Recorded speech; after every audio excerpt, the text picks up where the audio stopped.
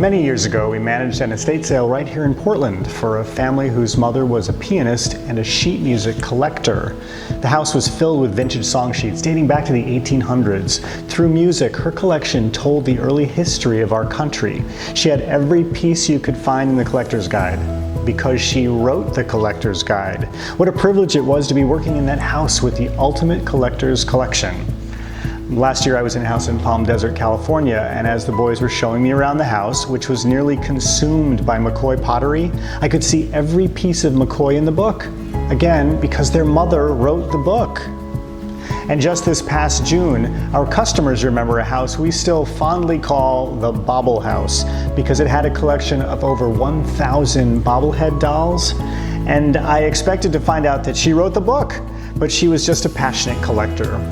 This week we have the privilege of representing Hull Pottery in the home of another collector's collector, and I checked all the names on the pricing guides to see if the author's name matched our client. We're just as happy to say she was another very passionate collector of this beautiful vintage art pottery. Named after its founder, Addis Emmett Hull, the A.E. Hull Pottery Company was founded in 1905 in Crooksville, Ohio. Following his death in 1937, his son, also named Addis Emmett, took over the company and continued to produce utilitarian lines of stoneware, kitchenware, and vases and planters for florists. That was a very popular and profitable line of ceramics. Who would ever think it could be replaced or erased? But today, those flowers you order online might not be shipped in a vase at all. In our sale this weekend, you can tell if the piece was for a florist because the mark underneath is a small h instead of a capital H.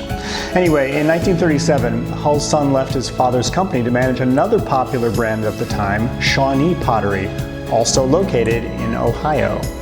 Other collectible potters of the same era are represented in this house, like McCoy, Roseville, and Van Briggle. But nothing compares to the volume of Hull we have to clean and price this week. Hull thrived during World War II, making the recognizable pale pastel matte finishes. And there was one pattern, Rosella, which was only offered during 1946 because the pink base clay was so expensive to produce. That pattern is definitely one to watch out for this weekend. Only being manufactured for a short time, there can only be so many pieces available. And that's the challenge of the hunt in this house. Experienced collectors and resellers will find literally hundreds of pieces in excellent condition. They'll be looking for the pieces of higher value at a low cost, the rare finds, or that piece that completes a set for them maybe. But there's an opportunity here for a new young collector too, and that's who I want to meet this weekend. The price point for Hull right now is down. We know it, collectors know it, we definitely have this collection priced to sell. Considering the size, function, and decorative value, the prices are certainly comparable to a sale at a retail store, but the quality and collectability of the Hull cannot compare. People shop the retail stores, both low and high end, sometimes looking for something specific to fill a space, the right accessory. And they're choosing from brand new, mass-produced contemporary ceramics, which are literally meaningless.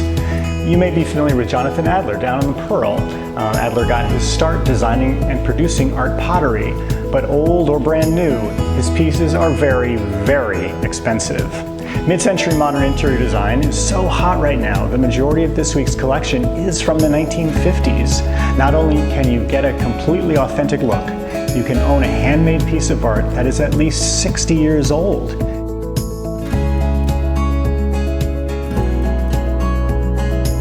You don't have to be a collector to be interested. When you find a piece you like, do a little research.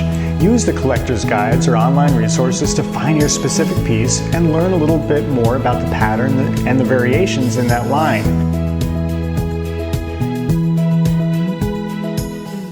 Here's the cream and the sugar. Looks like the sugar bowl is missing the lid.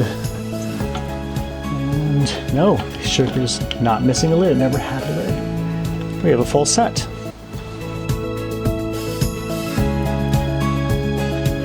With just a little bit of study, you'll be able to tell a lot about a piece just by which of the many Hull trademarks are stamped underneath.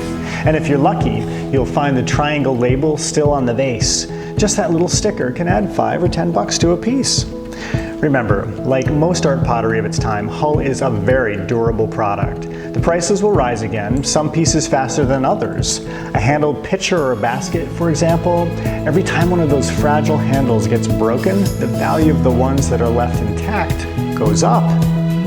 When we choose decorative accessories for our home, we have a choice of going to a retail store to find a brand new, one of a million, made in some other country with less than ideal care and craftsmanship, and no history. Or you can choose a piece of vintage art pottery made in America by people who valued craftsmanship with pride. A piece that has a story, been cared for and admired by a family for decades, and now you are its new caretaker. The Peerless estate sale this weekend is a shopping experience and an opportunity. Come find a piece for you to treasure from a very special collection of treasured pieces.